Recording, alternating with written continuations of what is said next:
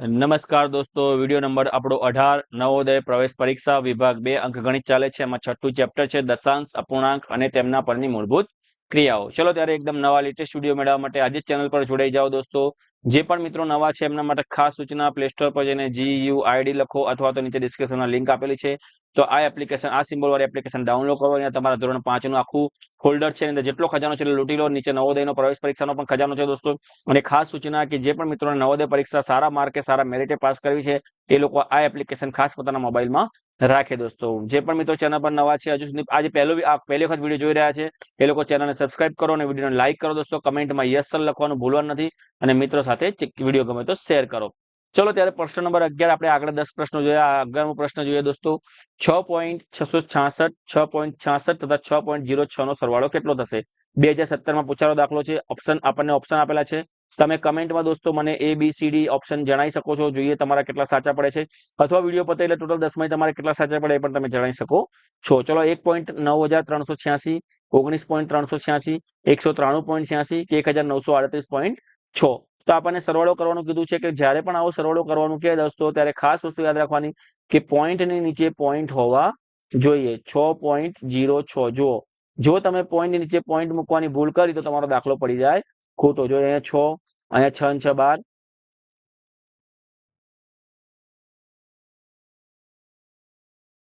જો અહીંયા આપણે ફરી લખીએ, પોઈન્ટ નીચે પોઈન્ટ કરવામાં સહેજ પણ ગોટાળો થાય તો આપણો દાખલો ખોટો પડી શકે છે. સહેજ મિસ્ટેક થાય તો જો અહીંયા 6 પોઈન્ટ, અહીંયા પોઈન્ટ કરો, અહીંયા 6.06, અહીંયા 0 છે, અહીંયા 0 કરી દઈએ.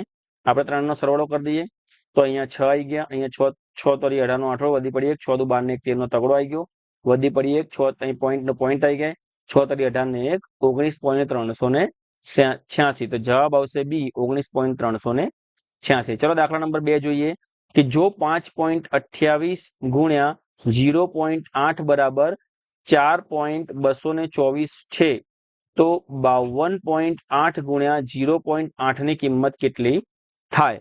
કશું કરવાની જરૂર નથી દોસ્તો. આપણને ગુણાકાર આપેલો છે તો આપણે 52.8 છે તો નીચે 10 કરી દઈએ એટલે 528 ગુણ્યા 8 છે, નીચે 10 કરી દઈએ એટલે ઉપર 8 થઈ જશે. હવે અહીંયા આપણે 528 ગુણ્યા 8 કરીશું એટલે 4224 આવશે. નીચે 1 અને 2 શૂન્ય છે તો 1 અને 2 પોઈન્ટ હટાવી દઈશું એટલે 4224 જવાબ આવશે. 4224 42.24 જવાબ આવશે, એટલે કે વિકલ્પ આવશે એ 42.24. ચલો ત્રીજા નંબરનો દાખલો જોઈએ. ત્રીજા નંબરનો દાખલો શું કહે છે?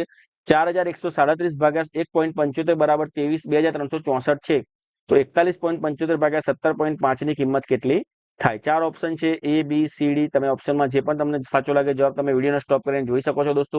આપણને અહીંયા શું આવ્યું છે? 4137 ભાગ્યા 1.75 બરાબર આપણને આપ્યા છે 2364. બીજું છે આપણને 41.37 ભાગ્યા 17.5 આપ્યા છે. હવે આપણે જ્યારે આપણને આવું પૂછાય ત્યારે આપણે એને ભાગાકારના સ્વરૂપમાં લખી દઈએ. 41.37 છેદમાં 17.5. હવે આપણે અહીંયા પોઈન્ટ દૂર કરીશું. 4137 નીચે પોઈન્ટ દૂર કરેલ નીચે 100 આવશે, ગુણ્યા નીચે 175 લખીશું, અહીંયા ઉપર 10 લખીશું. શૂન ગઈ. હવે ઉપર કેટલા વધ્યા? ઉપર વધ્યા 10 વધ્યા.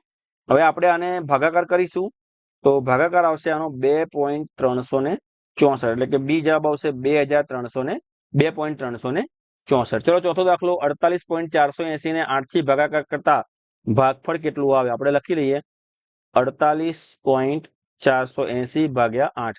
તો 8 છંગ 48 આપણને ખબર છે. અહીં શૂન્ય અહીં નીચે અહીં પોઈન્ટ મૂકીશું. અહીં 4 આયા, ભાગના ચાલીને શૂન્ય, ફરી 8 આયા તો 8 છંગ ફરી 48 થયા. શૂન્ય નીચે શૂન્ય ઉતારી, ભાગના ચાલીને શૂન્ય એટલે 0.060. તો 0.060 એટલે કે એ જવાબ આવશે 0.060. ચલો દાખલા નંબર 15 જોઈએ.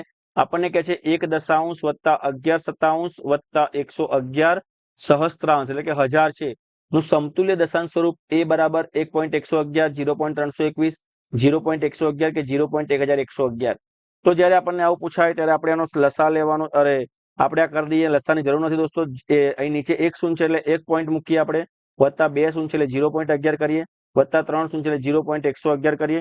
આ ત્રણેયનો આપણે સરવાળો કરીશું એટલે 0.321 જવાબ આવશે. તો 0.321 એટલે કે આપણો જવાબ સી બનશે. ચલો 16મા નંબરના દાખલા તરફ જોઈએ. નીચે આપેલી પદાવલીનું નિકટતમ લગભગ પરિણામ પૂર્ણ સંખ્યામાં કેટલું થાય? આપણને પદાવલી આલી છે 49.49.6 ગુણ્યા 10.2 માઇનસ 7.1 ગુણ્યા 29.7 માઇનસ 5.1 ગુણ્યા 20.1. આ રીતનો આપણો દાખલો છે. હવે એ બરાબર 390, બી બરાબર 290, 209 કે 190 આપણે કઈ નજીક છે જોવાનું છે. તો હવે જયારે આપણને કહે છે તો આપણે આના પહેલા પોઈન્ટ દૂર કરીશું. 102/10 માઇનસ 71/10.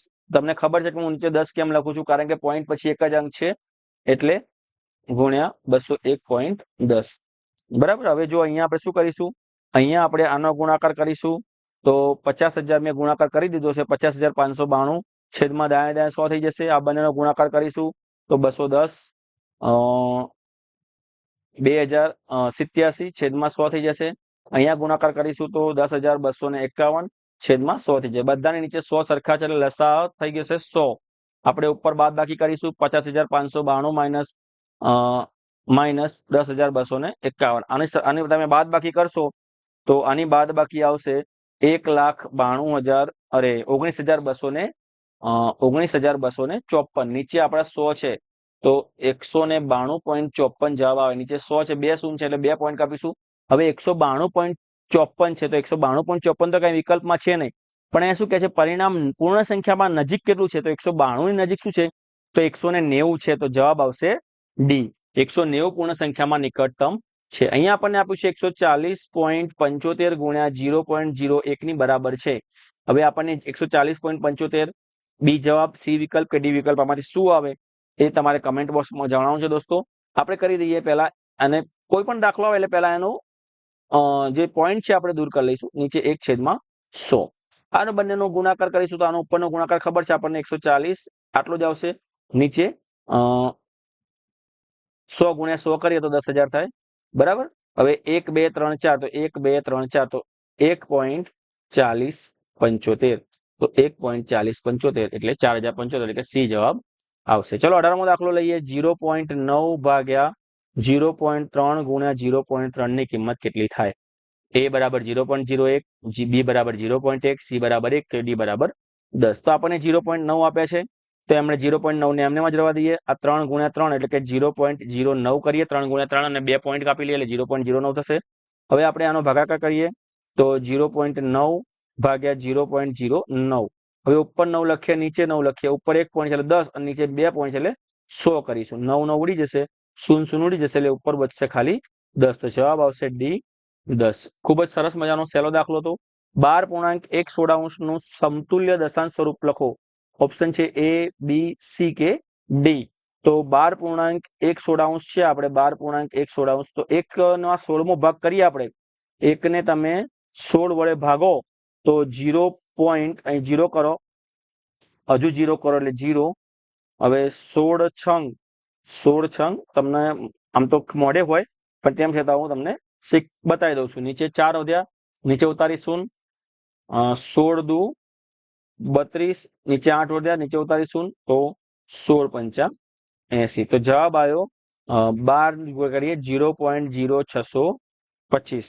તો આને ભેગા કરી દો તો 12 પોઈન્ટ છે તો 12 વત્તા કરો, આનો સરવાળો કરો તો 12.0625 એટલે કે જવાબ આવશે સી. ચલો છેલ્લો દાખલો જોઈએ આજનો. 154 ગુણ્યા 18 બરાબર 2,772. તો 27.72 ભાગ્યા 1.8 ની કિંમત કેટલી થાય? બરાબર. હવે જો આપણને ખબર છે કે 154 ભાગ્યા ગુણ્યા 18 તો આપણે 154 હમણાં એમને રહેવા દઈએ. 27 ના ભાગમાં 18 કરીએ તો એ જવાબ આવશે 154 2,772.18 કરીએ તો આની આપણે કરીએ તો 154 બરાબર. તો 27.72 ભાગ્યા 1.8 આપણને આપેલા છે. તો આપણે 27.72 ભાગ્યા 18 કરી દઈએ, 18 કરી દઈએ અને ઉપર 10 ગુણાકારમાં લઈ લઈએ અને નીચે 100 ગુણાકારમાં લઈ લઈએ. પેલા પોઈન્ટ કરે એટલે 0 ગઈ તો ઉપર વધ્યા 154, નીચે વધ્યા 10 તો 15.4 જવાબ આવે એટલે કે બી જવાબ આવે 15.4. 4 આગલા વિડીયોમાં 1 થી 10 હતા છઠ્ઠા પ્રકરણના. આમાં આપણે 11 થી 20 ટોટલ 20 પ્રશ્નો તમારા માટે મોસ્ટ IMP અમે લઈને આવ્યા હતા દોસ્તો. આ તમારી ચેનલ છે અને બને એટલી વધારે મિત્રો સાથે વહેંચો, વધારેમાં વધારે લાઈક આપો દોસ્તો. તમને વિડીયો કેવો લાગ્યો કમેન્ટમાં ખાસ જણાવો. સૌને જય હિન્દ, જય ભારત, ટાટા, બાય બાય, આવજો.